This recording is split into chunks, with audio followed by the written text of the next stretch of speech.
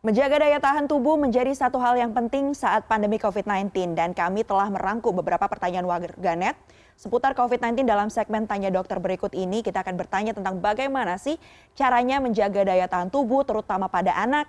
Kita akan tanya langsung bersama dengan Dr. Meta Herdiana Hanindita, dokter spesialis anak di Surabaya, Jawa Timur. Selamat sore dokter. Hai, selamat sore Mbak Mevri, apa kabar? Sehat dokter. Dokter Meta bagaimana kondisinya, sehat? Alhamdulillah, baik-baik aja Mbak. Baik dokter, ini ada sejumlah warganet yang kepo sekali tentang COVID-19, terutama tentang bagaimana menjaga daya tahan tubuh anak pada masa pandemi. Kita akan bacakan pertanyaannya yang sudah diajukan melalui media sosial CNN Indonesia. Ini dia yang Siap. pertama dari Instagram @CNN_Indonesia TV, dari nur.dinhafiz61. Selamat sore dok, mau tanya suplemen apa sih yang aman untuk dikonsumsi anak-anak? Silakan dokter. Oke, ini terkait untuk menjaga daya tahan tubuh atau imunitas tubuh dari seorang anak dalam masa pandemi seperti saat ini. Sebetulnya dari berbagai penelitian yang sudah ada, tidak ada satu suplemen yang direkomendasikan yang dikatakan ini bisa secara signifikan lebih baik dibandingkan dengan zat-zat lain gitu ya, untuk meningkatkan daya tahan tubuh anak. Secara general, rekomendasi yang diberikan adalah berikan nutrisi yang seimbang dan bervariasi. Kalau ini sudah diberikan dengan baik, maka tentu tidak membutuhkan suplemen. Dan selain itu juga ada beberapa hal yang perlu dipatuhi atau ada yang beberapa hal yang perlu diingat.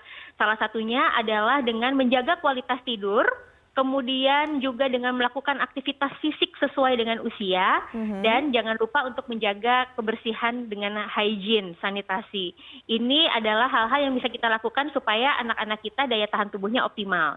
Tidak memerlukan suplemen karena seperti yang dikatakan ya, bahwa diet yang seimbang, yang bervariasi, ini dapat memenuhi kebutuhan nutrisi baik makronutrien maupun mikronutrien, dan ini sebetulnya sudah cukup sekali untuk meningkatkan daya tahan tubuh anak.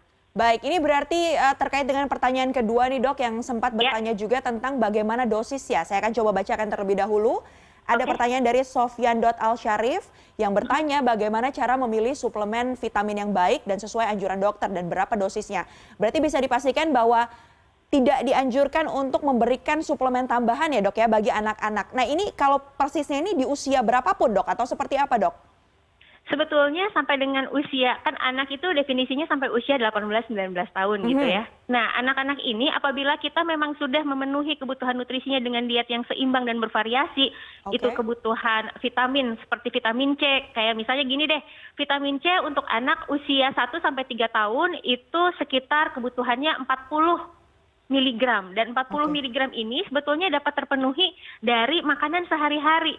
100 gram jeruk aja 53 miligram kandungannya, atau 100 gram jambu itu mengandung 228 miligram vitamin C. Jadi kalau itu sudah terpenuhi, nggak perlu lagi suplemen yang lainnya. Oke, jadi yang justru harus diperhatikan adalah kadar kebutuhan dari kandungan gizi suatu zat begitu, dan kita penuhi dengan mengonsumsi makanan-makanan sehari-hari ya dok ya, tanpa harus memberikan suplemen tambahan. Bisa ditemui tadi dinyatakan bahwa misalnya 100 gram jeruk, 100 gram jambu begitu ya dok ya? Itu udah cukup banget ya. Baik kalau gitu. Kita ke pertanyaan selanjutnya nih dok, yang bertanya tentang kaitannya juga dengan ASI nih dok ya. Ada Botutihe92 yang bertanya, bagaimana dengan bayi yang berusia di bawah 2 tahun, apakah perlu diberikan suplemen nih dok? Tapi karena dia tidak diberi ASI, bagaimana caranya memastikan kemudian bayi tersebut sehat dok? Oke, jadi kalau tidak diberikan ASI, maka sebetulnya ada alternatif kedua terbaik, yaitu diberikan ASI perah. Kalau itu tidak memungkinkan, maka bisa diberikan susu formula yang sesuai dengan usia. Di atas 1 tahun, sebagai contoh, proporsi dari makanan yang bisa memenuhi kebutuhan nutrisi anak adalah 70%, dan 30% ini harus terpenuhi dari makanan cair berupa ASI atau berupa susu formula. Jika ASI tidak dapat diberikan, maka kembali lagi, susu formula adalah pilihan alternatif yang bisa diberikan. Jadi nggak perlu suplemen juga, pastikan aja bahwa proporsi makanan padat yang ada ini dipenuhi dari menu yang seimbang dan bervariasi, serta minuman cairnya bisa atau makanan cairnya bisa dipenuhi. Kalau tidak bisa lewat ASI, bisa lewat ASI perah, bisa juga lewat susu formula. Baik, kalau tadi kan dokter Meta sudah menjelaskan berbagai hal tentang asupan ya dok ya, berupa Ya. makanan yang bisa diberikan kepada anak-anak untuk menjaga daya tahan tubuhnya. Selain memperhatikan asupan yang kita berikan kepada anak, apalagi ya dok yang sebaiknya dilakukan untuk memastikan bahwa daya tahan tubuh anak ini tetap optimal begitu dok, terutama di masa Oke. pandemi seperti saat ini. Lengkapi status imunisasi anak. Jadi kan Oke. anak ini punya jadwal imunisasi, itu lengkapi terlebih dahulu. Walaupun sekarang masih belum ada ya imunisasi yang spesifik untuk COVID, tapi kan ada banyak jadwal imunisasi lain. Ini lakukan dulu, lengkapi terlebih dahulu. Kemudian selalu lakukan perilaku hidup bersih dan sehat, cuci tangan. Kemudian juga selalu kalau misalnya orang tuanya pergi kemana-mana, jangan lupa gunakan masker. Kemudian physical distancing, kalau untuk anak-anak nggak perlu amat, nggak perlulah keluar rumah gitu. Lalu jangan lupa juga untuk pastikan bahwa kualitas tidur baik. Masa Baik. pandemi seperti saat ini, sekolah online kadang pola tidur udah acak-acakan nggak karuan gitu. Padahal tidur yang baik, yang berkualitas dengan jumlah atau durasi yang cukup, ini sangat penting untuk menentukan daya tahan tubuh. Dan yang terakhir adalah dengan melakukan aktivitas fisik sesuai usia. Oke. Harus ada setiap harinya. Baik, itu tadi tips-tipsnya yang harus dilakukan untuk selalu menjaga daya tahan tubuh anak, terutama di masa pandemi seperti ini. Terima kasih banyak Dr. Meta Herdiana Hanindita. Sama-sama, Mbak Mayfri. Sehat selalu Sampai ketemu. dokter, sampai ketemu Terima lagi. kasih. Selamat bertugas dokter. Thank you.